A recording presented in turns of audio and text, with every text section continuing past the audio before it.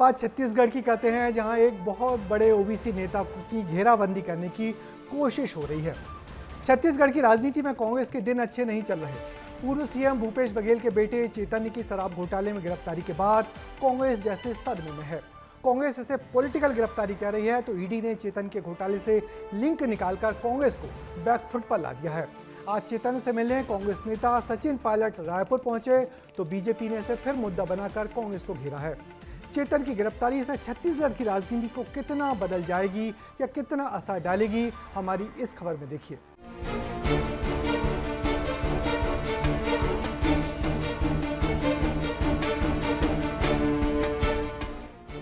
कांग्रेस प्रदेश प्रभारी सचिन पायलट एक दिन के दौरे पर छत्तीसगढ़ पहुंचे थे। इस दौरान उन्होंने पूर्व मुख्यमंत्री भूपेश बघेल के बेटे चैतन्य बघेल से मुलाकात की। पायलट के दौरे से पहले ही बीजेपी सोशल मीडिया पर एक्टिव हो चुकी थी। बीजेपी ने सोशल मीडिया पर पोस्ट करते हुए लिखा, घोटालेबाज से मिलने उड़कर आ रहे पायलट। वहीं सोशल मीडिया में लिखा कि कांग्रेस की नीति भ्रष्टाचार को बढ़ावा दो और उनके प्रति सहानुभूति रखो।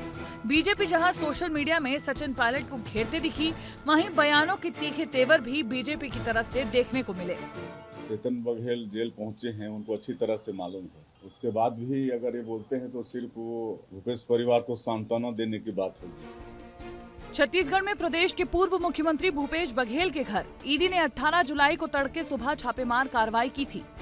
ईडी की कार्रवाई को लेकर कांग्रेस कार्यकर्ताओं में जमकर आक्रोश देखने को मिला। कांग्रेस ने 22 जुलाई को छत्तीसगढ़ के 33 जिलों में आर्थिक नाकेबंदी की थी।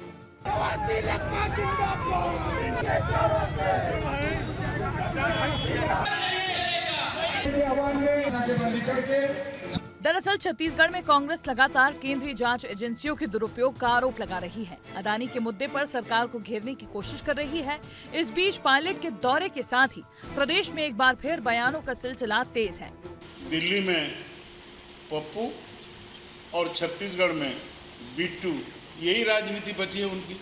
सचिन क्या बताना चाहते हैं कि कांग्रेस परिवार आदमी ही सिमट के रहेगा, यही भारत की सेवा करना है। 140 साल के पुरानी पार्टी का ये दायित्व हो गया है कि पार्टी को छोड़ के अब घर परिवार की चिंता कर रहे हैं। केंद्र की एजेंसियों का, प्रदेश की एजेंसियों का उपयोग सिर्फ और सिर्फ अपने विरोधियों की आवाज को दबाने के लिए किया जा रहा है। पूरी पार्टी, कांग्रेस का नेतृत्व और भूपेश बघेल जी भी, हम किसी से डरने वाले नहीं हैं, पूरी लड़ाई लड़ेंगे।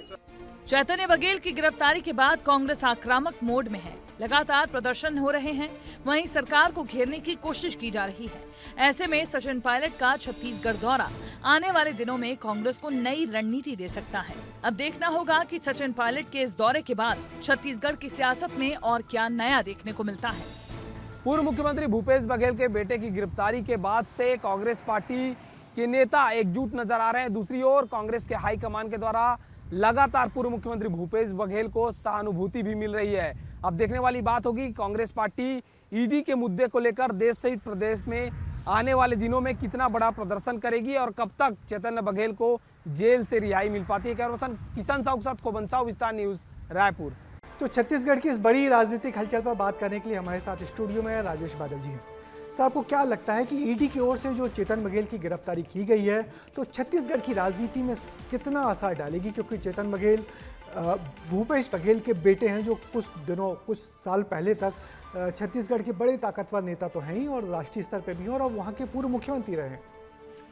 अभी आपने इस खबर के पहले जो खबर का एक एक्सपर्ट कमेंट में एक शब्द का इस्तेमाल किया था, उसमें आपने कहा था बीजेपी की सोशल इंजीनियरिंग। जी, तो बीजेपी ने सोशल इंजीनियरिंग पर इतना अधिक ध्यान दिया है कि जब उसने देखा कि ओबीसी का वोट बैंक बड़े स्तर पर उसके साथ आ रहा है। छत्तीसगढ़ एक ऐसा राज्य है जहां पर भारतीय जनता पार्टी के पास भूपेश बघेल के कद का कोई ओबीसी का नेता नहीं है।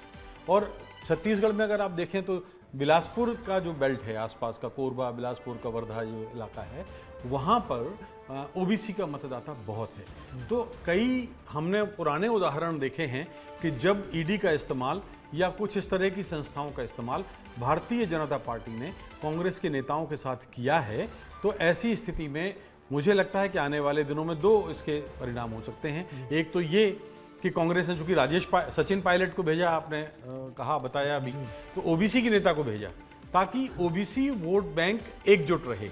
लेकिन संभव है कि ओबीसी वोट बैंक बिखर भी जाए।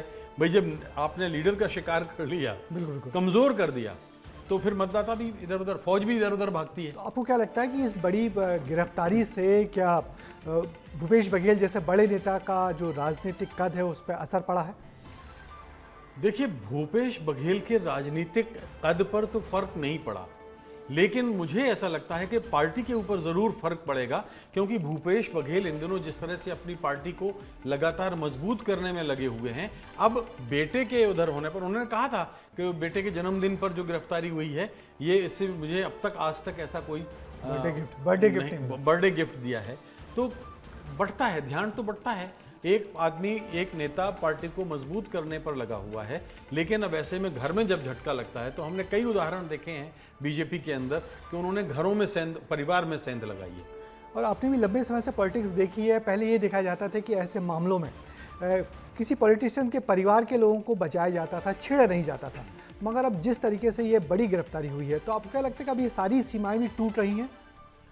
ये तो देखिए, हाल के कुछ वर्षों में हम देख रहे हैं कि राजनीतिक मूल्यों और सिद्धांतों में जिस तरह से गिरावट आई है, उसमें ये थोड़ा सा एक दुख भरा पक्ष है राजनीति का, सियासत का, कि इसमें परिवार के लोग, रिश्तेदार और तमाम इस तरह के जो जुड़े हुए लोग होते हैं, करीबी समर्थक, उन सब पर हमला किया जाने लगा है। शराब घोटाले के संबंध में जिस तरीके से गिरफ्तारी हुई है, ठीक ऐसी गिरफ्तारी शराब घोटाले को लेकर दिल्ली में की गई थी, और उसमें अरविंद केजरीवाल जो मुख्यमंत्री थे, वर्तमान मुख्यमंत्री थे, तत्कालीन मुख्यमंत्री थे, उन्हीं को अंदर कर दिया गया था, और उसके बाद वो चुनाव हार भी गए। पार्टी तो हारी ही दिल्ली से, वो भी चुनाव हार गए। तो क्या शराब घोटाले का असर इतना व्यापक होता है?